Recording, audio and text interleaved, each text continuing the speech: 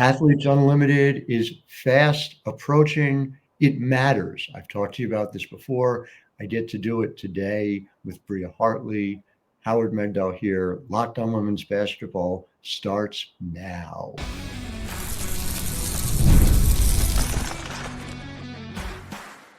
You are Locked On Women's Basketball, your daily podcast on women's basketball. Part of the Locked On Podcast Network, your team every day.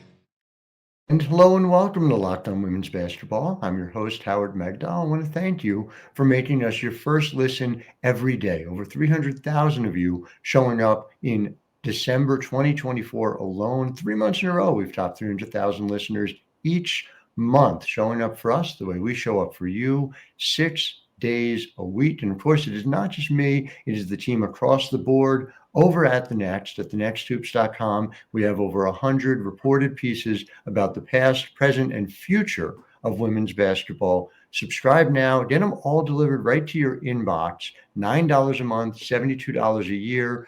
We are providing the coverage that is necessary for what is a year-round game. And we've had the privilege of being able to cover the year-round travels of Bria Hartley. Bria is joining us today. We may have Alissa Pili later on in the show. That one's going to be a bit of an audible, so we shall see. But I just want to set the scene, and Bria and I were talking about this off the air before this started. Athletes Unlimited, once again, entering its fourth season, played here in Nashville, played domestically. It changes not just the ability for the best players in the world to make a living, but how they live their lives. And so, Bria, let's just start by the fact that Bryson, who, and I can't really get my mind around this either, is turning 8 years old today, celebrating a birthday. How are you celebrating this birthday? How'd you celebrate last birthday? Yeah, he's excited. He's 8 years old today, and I'm just grateful to be able to be here with him. Last year, I was overseas in Turkey. I had just switched to a team in Turkey that December. So I missed his birthday. It was definitely hard for me, definitely a bit emotional. So it's really nice this year to be able to spend that with him, and very much because of AU pro basketball. Being abroad and trying to make a living and provide the best life for him often comes with sacrifices. So that was one of them last year. But then this year with AU, it allows me the ability to get a lot more time with him, and I'm able to manage and figure out kind of day-to-day life with him a little bit better. I have to ask, how are you celebrating the birthday? What's the party plan? So today, he has school and stuff, so we ended up getting some nothing but cakes, and I brought them for all his classmates. And then we'll probably just celebrate with me and him here today, but then he has a birthday party on Saturday with some of his soccer teammates and some of his classmates. So that'll be exciting. Big bouncy house, gym time, running around. He's a super active kid with a lot of energy. So that'll be fun. It's interesting to me. And again, you speak about the ability to celebrate with him, but there are all these sacrifices, large and small, and I feel like you've lived them in some fundamental ways. I mean, this is, for our audience, I don't want to take it for granted to understand, but I'm a Northeasterner, so I've been following for a long time and covering for a long time, and Miss Basketball in New York, your record at UConn was extraordinary. And then to come to the WNBA at a time where rookie scale salaries were very limited, even more limited than they are under the current collective bargaining agreement. And so I can't help but wonder what it feels like for you to see this moment of growth over time, because you've also lived it. Yeah. No, it's crazy. It's amazing to see the growth that women's basketball has gone through. Starting in 2014 was one CBA, and then in 2020 into its second CBA, and hopefully into its third CBA. You see a lot of changes, just a lot of things for mothers. There's a lot of new things for mothers in the current CBA, and then we hope for more in the next CBA. So you see the growth of the league, and it's just, when you come in, you're young, you don't really know, but as you get older, there's a lot of things that you fight for and things you see that need to be improved. And as a unit in the WNBA, I think we take it day by day, and we kind of talk with different athletes and different needs. And, there are a lot of new mothers in the league. I think When I was younger, it probably didn't happen as often, or it was kind of frowned upon in a way. Now I think there's a lot more support, and still needs more support. We still need to continue to grow. We still need to continue to push that envelope. And it's great to see. And we just want to continue to do that. I know even players like Tamika Catchings talked about the fact that, retiring when she did. And when she retired, she was still, one of the upper players in the league. I wonder to this day, if she came back after 8 years away, I think she could still excel in the league. But she made a decision because she didn't want to choose between family and being able to play, and didn't feel like it was a thing she could do both back in 2016. I want to bring Alissa Pili in, who's here. Okay. Alissa, there we go. Now I see you as well. Welcome to the show here on Locked On Women's Basketball, and to talk to you about what it means, what someone like Bria has done to be able to lead the way and make it easier for players to be able to live their lives on and off the court, not have to choose. It's obviously a different perspective for you, having just completed year one in the WNBA, but you were on a team filled with vets. Was there a lot of conversation about kind of the arc of the league, of how far the league has come? Yeah, I mean, everybody gives credit to, like our draft class, getting all the attention and things like that. But, it started way before us. And, we're just super grateful to be in the position to help elevate women's basketball. And it's something that players have been striving for a long time now. And, so I always want to make sure, like we're still giving them credit for kind of building up the league and just women's basketball as a whole, because, without, our vets and everybody holding it down, it wouldn't be where it's at today. You both have your rabid fans, and I'm excited, especially in segment 2, to talk about sort of what people are going to get to see with you on the court in AU. But let's stick with this for a couple, if we can. Alissa, for you, as you think about your path to being in the pros, how much was it valued for you to know that you had options? Bria and I were talking about this before you joined us. Just the fact that when Bria came out of UConn, the path was you played in the W, you could play overseas, and then you don't get a moment off, or you don't, and salaries are not where they even are now, which is not high enough, but that's a whole other conversation for another day. What did it mean to you to be able to have those options, and how hard was it to kind of figure out what you wanted to do? I mean, it's a blessing because, staying in the States is something that I wanted to do. I have a lot of family and just people who I want to be around, especially coming straight from college to the league. Just having that some time with them was important for me, I think, just to decompress from everything and to have the option of staying here in the States so that it's easier for me to do that. I just think it's amazing what AU is doing, and then, other leagues starting up just to give players that option, because I've heard some things about overseas and it's not always the best situation. So I'm glad I had this option. Bria, for you, you were an Iron Woman for so much of your tenure in the league, playing every game, ringing the bell, answering the bell no matter what. How much better has it been for your body to be able to have rest time in between different seasons? And, how refreshed do you feel kind of coming into 2025 here? It's great. I mean, if anyone knows my history, I had the back-to-back ACLs in 2020 and then 2022. So, that comes with playing for 7 years straight overseas and in the W and not really having that time off. So now, I mean, I played overseas last year, but now even this year, having the option of just kind of working out, getting my body right, not really having that wear and tear on your body and then trying to go into a W season, I feel way better.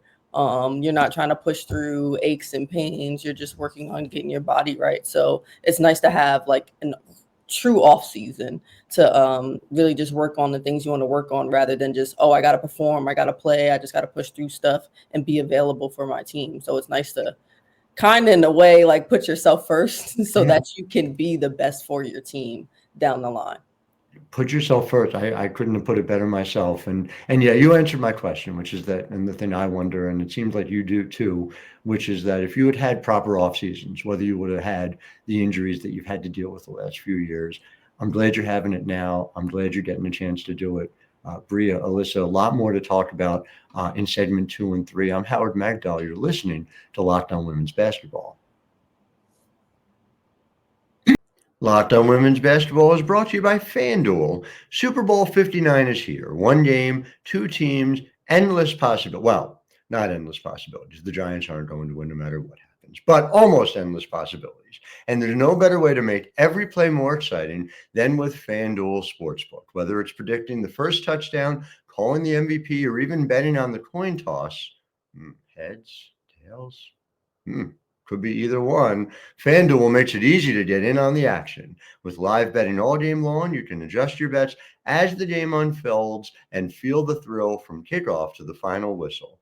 Download the app or head to FanDuel.com to get started. You bet just $5, and if you win, you'll get $200 in bonus bets. Again, bet $5. If you win, you get $200 in bonus bets. That's FanDuel.com. Bet with FanDuel, official partner of Super Bowl 59. Back here on Locked On Women's Basketball, I'm Howard Megdal here with Bria Hartley and Alissa Pili, two players at different points in their career, but both, bringing a unique on-court style and, again, really compelling stories to Athletes Unlimited, which is starting season 4 coming up in February. And I want to take each of you in turn. Bria, I want to start with you. As you look at your opportunities for 2025, what are you hoping for out of a WNBA opportunity, and what are you looking to bring to the table in that conversation? Really just showcasing what I could do. I think I have a lot of experience in the league, playing against a lot of different players throughout my career. I'm very versatile, play different roles, play the point guard or the shooting guard.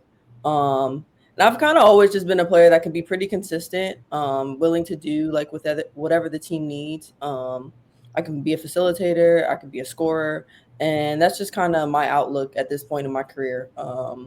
Through 9 years, going into hopefully year 10, I just want to make an impact, even if it's kind of just being there to help players like Alissa that are in their first few years in the league, and just being a mentor and just kind of help in any way I can. So that's the biggest thing for me. And then just kind of, like I said, being healthy and showcasing just kind of what I've done throughout my career and continuing that. Do you think there is a genuine understanding of where your shot has gotten to, where it's developed? A lot of those numbers are posted overseas. You were off to this incredible start in the Wubble in 2020, hitting 38% of your threes and also playmaking as well. And are there ways in which you feel like just doing this today, you will allow people to understand, okay, this is who I am now? Yeah, absolutely. I think, I'm really dedicated to my craft. I love playing basketball. I love the process of getting better and getting in the gym. That's probably why I'm still here, still trying. So I think just being more efficient, just going out there and just trying to get a little bit better every day. And honestly, with the injuries, I always tell, like, you have ACLs, you can't really move the same way as first, but like you can shoot, like you can just catch and shoot. So I feel like the last few years, that's one of the things I've done well. And I mean, from the Wubble, I was shooting that well. I would think I'm a better 3-point shooter than what I've showcased since then. And hopefully I get the opportunity to show that as well.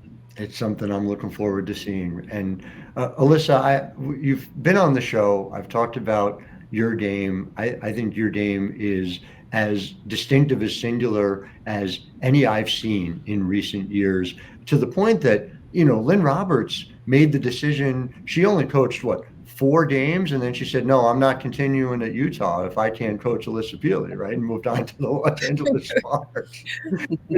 Specifically to your game, it feels like it's very much built for AU, your ability to match up and switch, your ability to be able to go inside and outside freely. How much did you feel that the freedom of what you saw the AU game be like was a draw for you to come play there this year? Yeah, it got me super interested because I think it's the off season, like especially now. I've just been training here in Minnesota, and I've been working on a lot of like guard like skills. So to be able to kind of continue to work on that and implement what I've been working on um, into games and like playing against people, I think it would be really good for me and just moving forward for next season. In terms of the work you're doing in Minnesota, and again, this goes back to, I mean, Bria, we go back to a point where there was no off-season training with a WNBA team in a WNBA facility. Like how big is that, Alissa, to be able to get those sort of added opportunities to work with Katie Smith, to work with Eric Tebow, and obviously with Cheryl, to feel more comfortable, and do you feel more comfortable even in the Minnesota schemes than you did at the end of year one? Yeah, for sure. I think getting that one-on-one attention. So I've been working with Coach Brunson a lot, and she's been helping me just be a smarter basketball player and being able to, making me able to be put in different positions and still succeed and be impactful. And so I think like not only has it made me better like skill wise and stuff like that, but I think it's made me more like I'm spending more time with our staff and stuff like that. So it's given me more just perspective on the program and the coaches and getting to know everybody well and getting just comfortable with everybody. So Does Rebecca Brunson wear her 5 championship rings, or is it just implied? Does she just know? No, she doesn't do that. Yeah, I've been working out with her and Lindsay Whalen now, so it's been really fun. That's excellent to hear. And I do want to ask you about Lynn, because obviously making that jump, and the offense you guys ran at Utah was so clearly a pro style offense. It was one of the reasons why I think you've been able to make that jump as effectively as you have. But what did you think when you heard about that she was getting this WNBA opportunity? I was super happy for her. I think she's a great coach and she's very just smart. So I think the pros will treat her just fine, and she'll find her place in it and get comfortable real quick. So no doubt about it. I think it's going to be a really good fit. So segment 3, we're going to be talking about the future and the way you guys visualize the arc of where women's basketball is going. So we're going to be back with that in just a moment with Bria Hartley, Alissa Pili. I'm Howard Megdal. You're listening to Locked On Women's Basketball.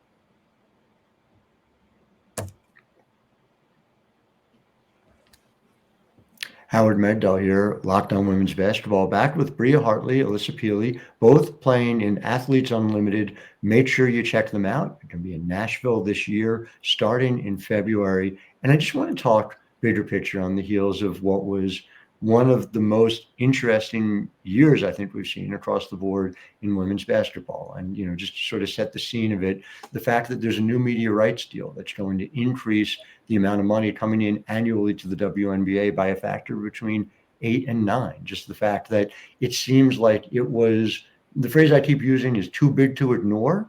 And I think that there were more and more folks who are no longer able to look beyond women's basketball. And so, Bria, as you think about the next phase of your career, what are you hoping that looks like? You talked about wanting to be a veteran presence on the WNBA team in 2025, but when you think big picture, what does it look like for you? Yeah, I think just kind of going into the league, and then you want to kind of retire in your own way too. You want to go in, and you don't want injuries to kind of force you out. So go in, and hopefully, I'm 32 years old, so I want to get a few more years of playing and just kind of doing what I love. So that'll be awesome. And then just the growth of women's basketball and where it's come from in the last few years, it's just so exciting to see and to be a part of that. I think it'd be really fun.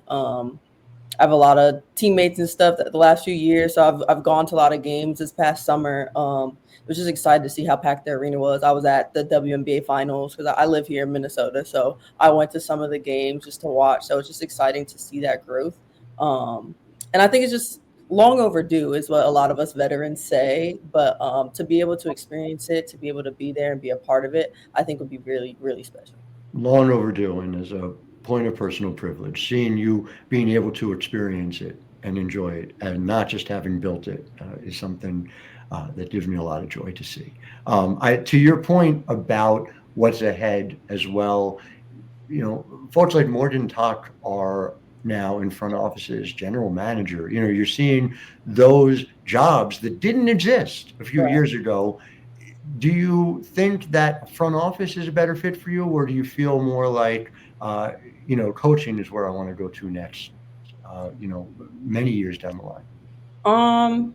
Yeah, I don't know about front office for me, but I do coach at a high school here in Minnesota. So I like coaching. I enjoy coaching.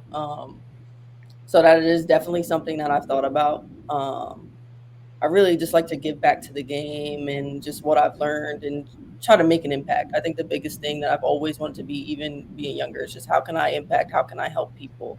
And I think just my knowledge of the game and everything I've done could help a lot of young athletes. So that is definitely something that I probably aspire to when I'm done playing. And Alissa, for you, it's a bit of a transition. You were an elder statesman on that Utah team. So to come now to the league, to come to sort of start your clock over again, I guess, for lack of a better phrase, what's that been like? What's been sort of the best piece of advice you've heard from a vet here in year one of your pro life? I think like a big thing with Cheryl is like what not to do.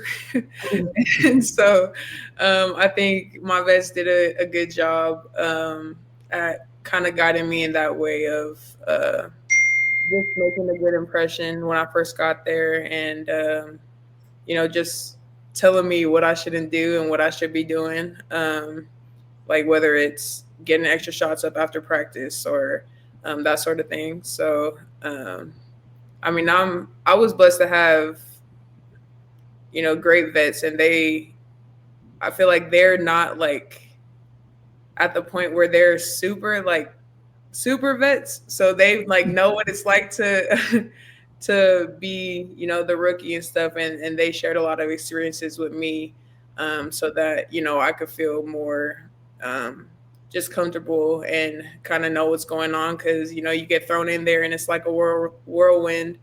And, like you said, coming from Utah, I was one of the older players, so I had to be more of a leader. Mm-hmm.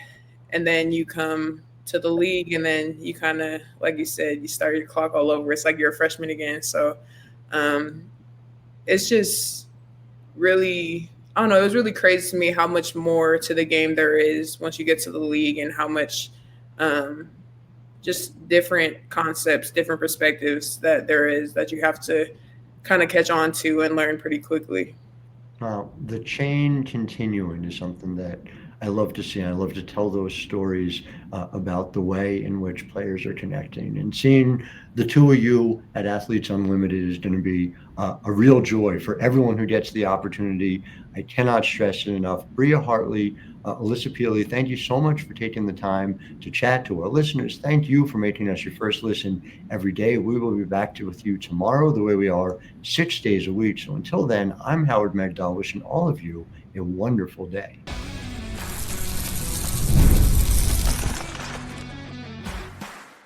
You are Locked On Women's Basketball, your daily podcast on women's basketball. Part of the Locked On Podcast Network, your team every day.